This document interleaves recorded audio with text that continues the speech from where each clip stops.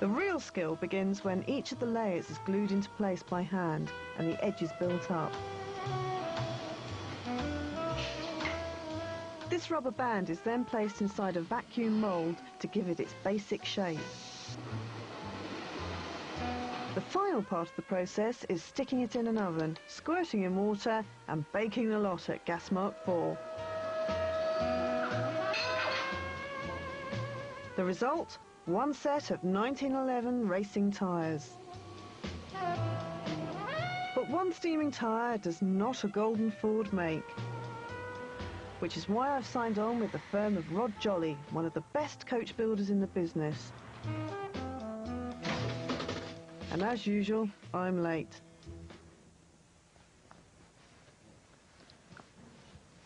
These flat sheets of brass are absolutely beautiful. Oh, I can't believe that we're going to actually bear to start folding them and turning them into a real car. It's going to take a long time, but it's going to be worth it. I feel a bit like a Zen monk learning at the feet of a master. Rod Jolly's the person you go to with your 2 million quid's worth of bent Lagonda. I better pay attention. Oh, see, you got the photograph there of the original car. How are we going to achieve this in real life? Well, we'll be working from the obvious dimensions that are given to us in the photograph. We know that the radiator's correct. Yep. We know that the shaft is correct. What things do we have to change on the car at the moment? We will have to change probably the body very slightly because the steering does appear to be higher than it is in the photograph. No, I've actually driven this already, and it's incredibly cramped as it is. If you drop the steering wheel, we'll never get in it. Yeah, that's right. No, we can't lower the steering wheel. Clearly, it needs to be drivable. So what we've got to do is to actually change the bonnet line very slightly and just bring that up a tiny bit there, and just bring the cowl up a little bit more. So if we look at the photograph there, is the seat correct? No, the seat is obviously high. So I think we'll have to dispense with the seat and make a purpose-built one for the job after we've built the body. Right. Well, should we get on with it then? Yeah, let's go for it. Sadly, it's going to be a long time before I can get my hands on that brass. The first job is to make a wooden frame or butt based on the plans that Suggs got done at Ford.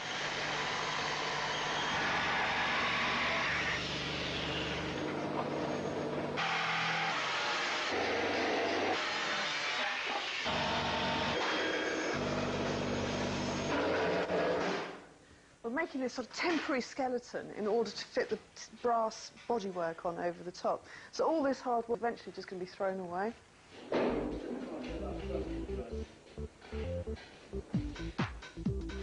But I'm still not being allowed at the brass. The next task requires scissors rather than tin snips. Before so much as an inch of the golden stuff is cut, we're going to have to make the whole body out of card. Then, when we pop the snips out, we'll be able to fold and cut along the dotted line with confidence. Well, I think it looks pretty close to the photograph. Got a basic outline there, something to work to, isn't it? In paper. Yeah. We're not getting reflections, it's just paper engineering, but it's looking pretty close. How long is it actually going to take to turn it into brass? Believe it or not, there's near enough 4 weeks, 40-hour weeks for one man. 40 hours. We did that in a morning. Yeah. While Claire works on the Golden Ford, I've tracked down a lady of a similar vintage. Amazingly, A. George's daughter, Clara, is still alive, and I'm going to Surrey to meet her. Apparently, her dad was a keen cyclist, once representing South Africa. But he gave up cycling after a particularly nasty accident and moved to England in search of further adventures. I mean, he always had his eye on the next new thing, and he loved speed always, you see. You know, he had a motor engineering business. They had 5, 6 branches over the northeast, Glasgow, Hexham, Lake District, all over. But his first love was always racing the things, not selling them. Even seaside holidays were devoted to the sport. Saltburn used to have racing on the beach, and he used to compete there. And I used to go there sometimes with them and watch them racing. George raced the Golden Ford between 1911 and 1914. He won dozens of races, most notably when he lined up against one A.B. Coulthard to go on and win the Ford Cup at Brooklands, presented by none other than Henry Ford himself. But all that success didn't come without its dangers. Once when he was racing, for some reason the car was in flames, exhaust trouble or something, but he finished the race just the same and came in second with a blazing car. That was just my father. He was always different. George certainly was different. The Golden Ford is the only car we know of to be built with a solid brass body. And looking at its replacement, you can only wonder why. Well, since we last saw the bodywork, it's really moved on apace, and I think it looks absolutely fantastic. Has it been a difficult job to do, Rod? No, it's a fairly straightforward job. The main thing that we have to do is be very, very careful about marking out all the rivets, drilling the holes in the correct position, and making sure that we don't put any scratches on the material, because it's a polished body and we can't afford any mark or any errors at all. At last I can lay my hands on the gold stuff itself. And then we've just got to try to ease a little bit of shape in it. If you can put a hand either side...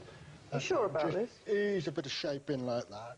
What we're trying to do is to create a sharp shape at your end and a general curve at my end. Yeah, there's no machine in the world that would do this for us, so we just have to use bits of old pipe and anything that we can lay our hands on, really. And a bit of old drain pipe. That's it, old drain pipe. We absolutely have to get it right first time. Oh, is it scrap? Absolutely. The whole job's off?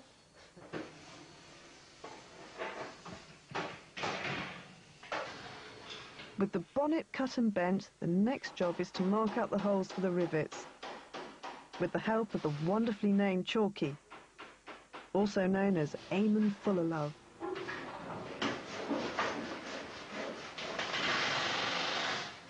You've seen that photograph, the original photograph. Are we using the same sort of construction method? Yeah, absolutely. That's the way all cars were riveted together, and boats and planes were all riveted together with this method. You on? Yep. Have you always worked on racing cars? Most of my life.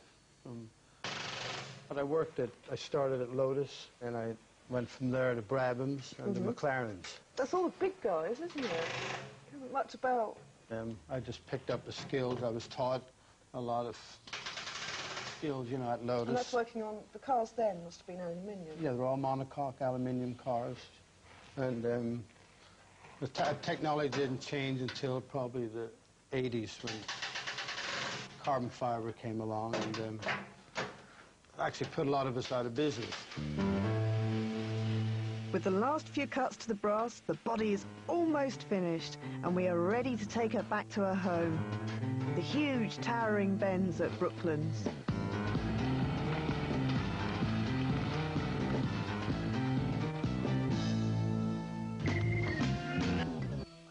When we started this project, we had an old Model T chassis in a shed, plus some black and white photos of a car that was once a Golden Star. It looked a simple job, but it took 5 months. Now, this star is rekindled and back where she once shone, the racetrack at Brooklands.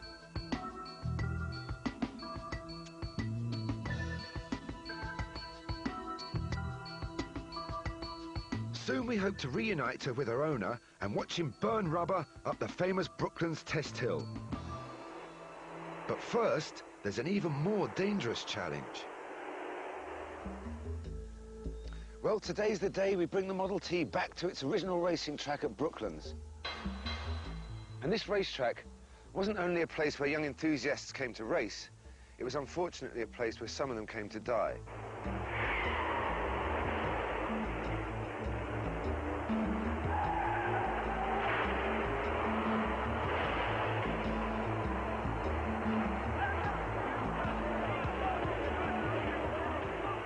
If it was dangerous then, it's even more dangerous now. It's full of enormous cracks, and it's completely covered in moss and lichen, which make it extremely slippery. And I know we won't be able to change Claire's mind, but I really am worried about her driving on this.